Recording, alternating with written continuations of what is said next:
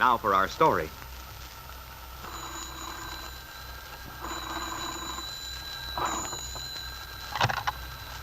Hello? Hello, Aunt Mary. This is Bill Meade. Oh, how are you, Bill? Pretty good, thanks. How's everything at the Lane Farm? Just fine. Such lovely weather we're having lately. Yeah, it's been swell. Say, Aunt Mary, I was wondering, are you planning to be in town today? Well, I don't know, Bill. I haven't thought much about it one way or the other. Why, is there something special? Well, as a matter of fact, there is. That's why I phoned you so early this morning. I wanted to be sure not to miss you. The thing is, I'm to see Angus McKillop at his office around noon. I see. And I wondered if you could possibly meet me there. You see, there have been some new developments on this custody suit of mine, and I'd like to tell you all about it. Do you think you could possibly make it? Why, yes, Bill, I believe I can. Oh, gosh, that's wonderful of you, Aunt Mary. I sure do appreciate it. Well, that's all right, Bill, if you think I can help at all. Well, I'd like you to know about what's happened.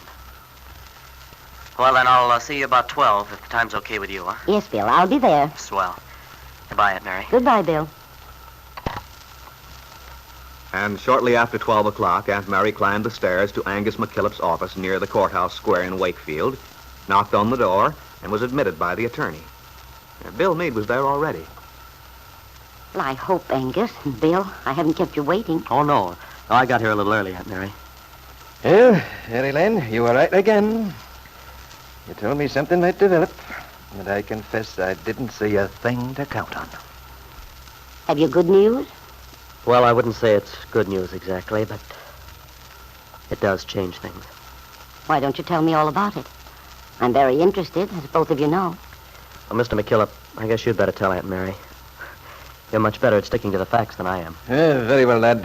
I'll start from the beginning, then. From the letter I received. Letter? Yes, it was, let me see. Why, it was the same day you were here, Mary. Just after you left, I got this communication in the afternoon mail. Who was it from, Angus? It didn't say. But the gist of it was, the writer alleged to have some information in connection with the lad's suit for custody of his son. It said for me to go to the courthouse square at a certain time. This party promised to be there to impart the information. I see. I got there at the appointed time.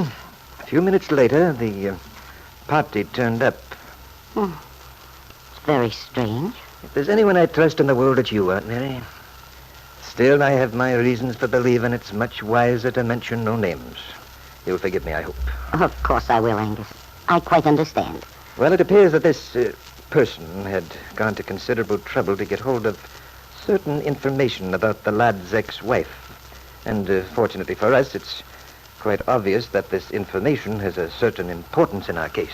You see, Aunt Mary, the reason I'd known nothing about all this was that, well, it supposedly happened while Kit was in California, before the baby was born.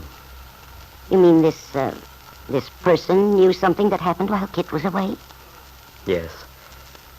Something that looks... Oh, but I'd better let Mr. McKillop tell the story. I'm not going to mince my words, Mary. I might as well come out with it, though it's not a pretty tale. Well, don't worry about me, Angus. I'm only concerned in seeing things turn out the best way for Bill. All right.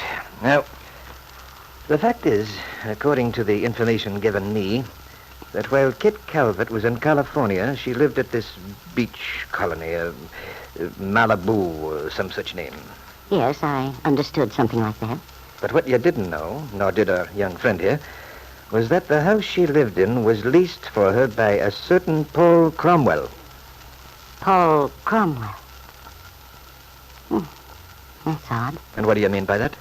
What's odd about it? Well, I know he and Kit were good friends at one time, but... They were very close friends, according to our informant. Still... Bill, did Kit ever mention... That is, did she tell you Paul Cromwell had been in California while she was there? No, not a word. I see. Of course, Angus, just the fact that this old friend of Kit's was there at the same time, you can hardly count that as damaging evidence, can you? Remember, Mary Lane, that the house Mrs. Meade lived in was leased by and paid for by this Cromwell person. And it's already been established that they were very close friends. So, That's the story. What I've been trying to make our young friend here understand is it's a story he must use if he expects to get anywhere in this custody suit. Oh, but the trouble is, Aunt Mary, it's so ugly. So unpleasant. Me getting up in court and saying things like... Hey, it all hinges on one question, lad. Do you want the child or don't you? If you do, then you'll have to be more than unpleasant before you're through. It's a serious charge, and I don't deny it.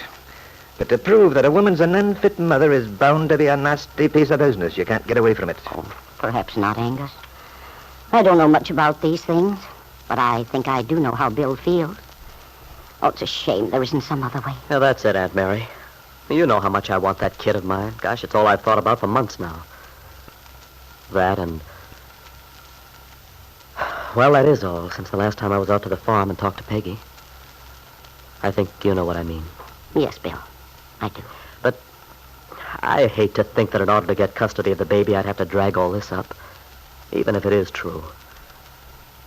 What do you think I should do, Aunt Mary? I know I have to make the decision, but it would help a lot if I knew how you felt about it. Well, Bill, that's a difficult question for me to answer, for a lot of reasons. But you're always so wise about these things, Aunt Mary. Won't you just tell me what you think? Aunt Mary didn't answer Bill Meade immediately. She wished she could help him, wished so with all her heart. But she wondered if she had a right to sway his judgment. If Bill uses this information, he probably will get custody of the child. And yet, I know exactly how he feels. Whatever Kit's done, she is the mother of his child. And yet, if he has scruples about getting up in court, making these accusations, he might not get custody of the baby. And for the baby's own sake, it should be with its father. Even though Bill and Peggy could never... What can I tell him in the face of all this? I suppose I must answer the boy. But I can't let my personal feelings come into it one way or the other. I've got to consider the whole question as if I didn't know any of the people who are mixed up in it. Aunt Mary? What do you think? Well, Bill, it seems to me it's only an assumption there was anything actually wrong in what Kit did in California. The looks of it are against her, I know. But it isn't possible to be sure, is it? These things can always be twisted by a smart lawyer, it's true, but... Naturally, Mary. There's always the possibility of doubt in any circumstantial evidence. Yes. So, unless there's definite proof, it seems to me it's rather dangerous to make such an accusation. Dangerous? In what way would it be dangerous? Because, Angus, Kit's whole future life may be affected. Whatever I think of her, regardless of the fact that I honestly believe that baby would be better off with Bill. I certainly don't wish Kit any unhappiness she hasn't earned. And yet, Mary Lane, this may be the only way. There's always a right way and a wrong way to do a thing, Angus. And even if the end in view is a good one, it can be lost or spoiled by going after it in the wrong way.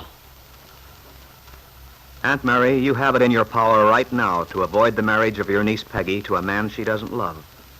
For if Bill Meade refused to use the information with its ugly inference given to his attorney by Jesse Calvert, he would probably lose his suit for custody of the child.